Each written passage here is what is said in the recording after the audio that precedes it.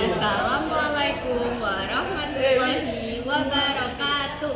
Perkenalkan, nama saya Raputra Hanifah Chandra, nomor absen 26 dari kelas 9. Saya akan membacakan teks prosedur tentang kota tanpa buku. Pernahkah kau ke toko buku, perpustakaan, atau taman bacaan? Tidakkah kau merasa istimewa ketika berada di dalamnya? Di sekelilingmu ada berbagai tokoh dari dunia nyata dan khayal, tempat yang pernah kau kunjungi dan yang belum, informasi dan cerita dari masa lalu, masa kini, dan masa depan. Semua berpadu, semua berada dalam genggamanmu. Saat berada di antara buku, tidakkah kau merasa menjadi raja dan ratu? Ruang dan waktu seolah menyatu tanpa batas.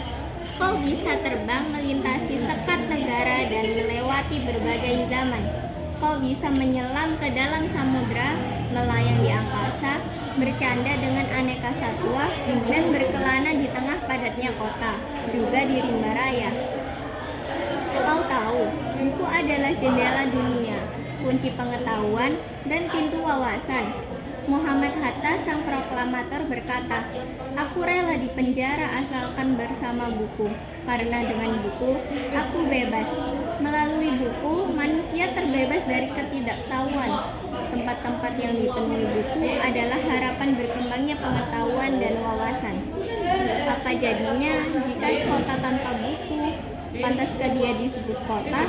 Di kota itu mungkin kabar datang dari sumber lain, dari koran, televisi, atau internet. Mungkin informasi dan cerita datang dari cerita nenek moyang, bagai dongeng-dongeng sebelum tidur. Irama warganya pun tiada beda. Bangun pagi, bertebaran di muka bumi untuk berbagai keperluan, untuk kembali pulang siang atau sore harinya. Setelah itu, mereka berangkat tidur dan memulai lagi hari berikutnya. Semua serupa. Di kota itu mungkin ada bangunan bernama perpustakaan. Di dalamnya buku-buku berderet dalam rak yang tak terjamah. Tiada tangan meraih dan membuka halaman demi halaman dengan sukacita. Mungkin juga ada tumpukan buku di sudut-sudut sekolah yang sepi dan berdebu. Jarang dikunjungi, jarang dibaca. Buku-buku di sana teronggak tanpa nyawa. Bagaimana dengan kotamu?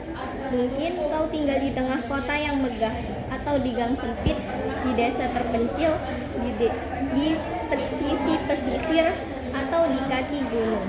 Adakah perpustakaan, taman bacaan, atau toko buku di dekat rumahmu?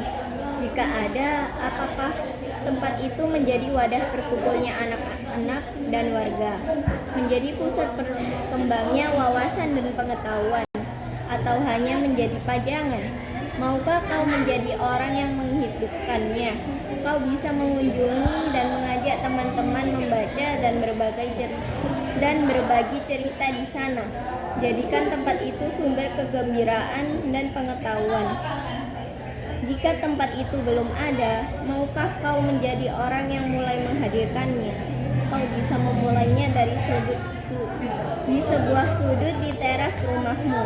Ajak teman-temanmu memulai langkah baru. Jangan biarkan waktu berlalu tanpa buku. Siapapun dirimu, bersahabatlah dengan buku. Dia akan menjadi teman setiamu sepanjang waktu. Wassalamualaikum warahmatullahi wabarakatuh.